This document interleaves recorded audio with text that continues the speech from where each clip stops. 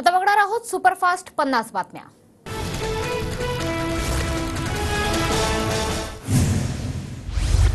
अजित पवारांसोबत झालेली युती हे आमचं दुर्दैव। युती दादांना आणि आम्हालाही पटली नाही। भाजपच्या गणेश हाकेंचं वक्तव्य तर आमचा खासदार पाडल्याचा गणेश हाकेंचा आरोप।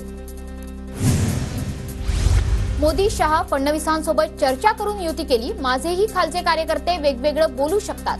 भाजपच्या गणेश हाकेंवर अजित पवारांचा पलटवार। 60 जागांवर आपल्याला काम करायचंय, अजित पवारांचं सूचक वक्तव्य। तर आता 54 आहेत, तिथे देखील काम करायचंच आहे, अजितदादांचा नेत्यांना सल्ला। जागा वाटपाचा पहिला राऊंड झाला, पुन्हा एकत्र बसून चर्चा करू। जागा वाटप पूर्ण झाल्यावर पत्रकार परिषदही घेऊ, अजित पवारांची माहिती। 80 ते 90 जागा मिळायला हव्यात, मात्र कारभारी लोक ठरवतील ते मान्य करायचं। महायुतीतल्या जागा वाटपावर मंत्री छगन भुजबळांचं महत्त्वपूर्ण वक्तव्य। अजित पवारांना 20 ते 25 जागा देतील। अजित पवारांनी विधानसभेला 60 जागांवर दावा केल्यानंतर शरद पवार गटाच्या महेश तपासेंचा हल्लाबोल। काँग्रेसचे 4 आमदार राष्ट्रवादीच्या वाटेवर, उपमुख्यमंत्री अजितदादांकडून जाहीर। खोसकर, दिशान सिद्दीकी, सुलभा खोडके हे आपल्या सोबत, अजित पवारांचा दावा। शिंदे गटाचे मंत्री तानाजी सावंतांचं पुन्हा एकदा वादग्रस्त वक्तव्य। सार्वजनिक पाणी पुरवठ्याचा प्रश्न विचारता सावंतांनी शेतकऱ्याचीच अवकात काढली।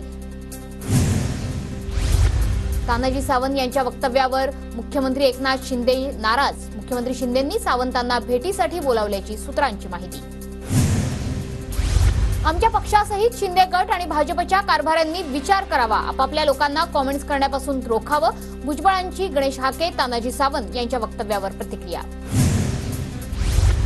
मनद उभंगली तर महायुतीवरही परिणाम होईल। तानाजी सावंत यांच्या वादग्रस्त वक्तव्यानंतर महायुतीत तेढ निर्माण व्हायला सुरुवात झाल्यावर शिंदे गटाचे संजय शिरसाट यांचं वक्तव्य।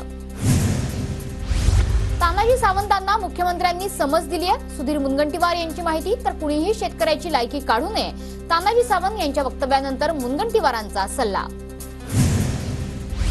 तानाजी सावंत यांना समज देण्याची गरज, सावंतांच्या वक्तव्यानं महायुतीत गैरसमज निर्माण होत आहेत। तानाजी सावंत यांच्या वादग्रस्त वक्तव्यावर हसन मुश्रीफांची प्रतिक्रिया। गणेश हाकेंना आम्ही काळीचीही किंमत देत नाही, स्वतःच्या स्वार्थासाठी हाके बडबडतात। गणेश हाकेंच्या वक्तव्यानंतर अजित पवार गटाकडून रुपाली ठोंबरेंची टीका। मी शिवरायांच्या चरणी नतमस्तक होऊन माफी मागतो। शिवरायांचा पुतळा पडल्याप्रकरणी पंतप्रधान मोदींची जाहीर माफी। तर शिवराय हे आराध्य दैवत असल्याचंही मोदींकडून उल्लेख।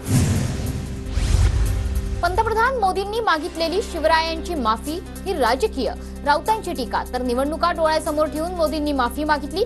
मोदींनी शिवरायांचा पुतळा कोसळल्यानंतर माफी मागितल्यावर संजय राऊतांचा निशाणा। शिवरायांचा पुतळा पडणं हे दुर्दैवी, माफी मागण्याशिवाय पर्याय नाही। पंतप्रधानांनी माफी मागितली, हसन मुश्रीफांचं वक्तव्य। तर मोदींनी माफी मागितली तर आणखी काय करायला हवं, भुजबळांचा विरोधकांना सवाल। विरोधक हे पुतळा दुर्घटनेचं भांडवल करतायत, दुर्घटनेचं भांडवल करून सत्ता काबीज करण्याची स्वप्न पाहतायत। मुनगंटीवारांचा विरोधकांवर निशाणा। बंजारा समाजाला दिलेला भूखंड स्वतःच्या संस्थेच्या नावावर केला, अंबादास दानवेंचा मंत्री संजय राठोडांवर गंभीर आरोप। पोलिसांची परवानगी नसतानाही महाविकास आघाडी आंदोलनावर ठाम। उद्याच्या आंदोलनाच्या तयारीचा अरविंद सावंतांकडून आढावा।